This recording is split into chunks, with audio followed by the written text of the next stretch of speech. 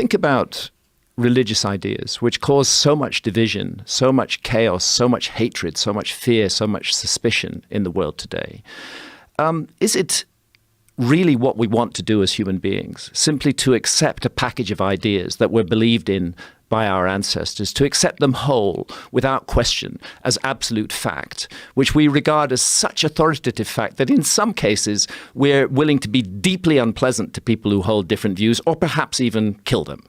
We've had this, this recent event in Sri Lanka, yes.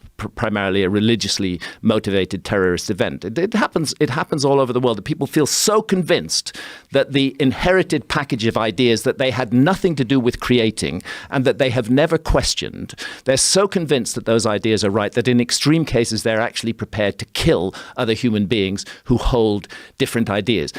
Are they so insecure in their own beliefs that they're prepared to go to that level of actually murdering another human being who holds it? They're so threatened by the other beliefs that other human beings hold. So it's an abnegation of our responsibility as human beings. We should be questioning things. We should not be accepting packages of ideas intact, fully formed, and using them to drive the way we behave towards one another.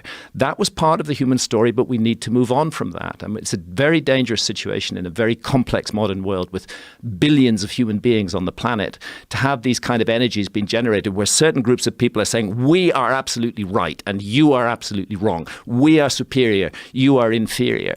This is a very, very dangerous path that we're on, and it needs to be changed.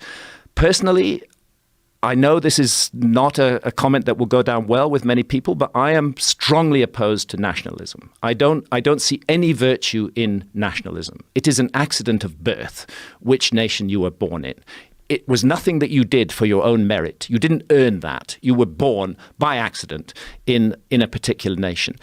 Why should we automatically feel that other people who were born by accident in that particular nation have something special in common with us and that we together are a group who are much more important than other groups of people? I've been privileged to spend my life traveling around the world, living with communities all over the world. And one thing that really comes across to me strongly, it should be a cliche, and yet it's not, is that we are all one family, that humans are intimately interconnected all around the world, that you can go to the remotest area of the Amazon jungle and find the same hopes, the same fears, the same dreams that we have in industrialized cities shared by the hunter-gatherers in the middle of the Amazon. So our similarities as human beings and what we share in common at the emotional level and at the level of love and at the level of heart are far more important than our differences that are defined by the nation or the political group in which we grew up in. And when I say I'm against nationalism, I need also to make clear that does not mean,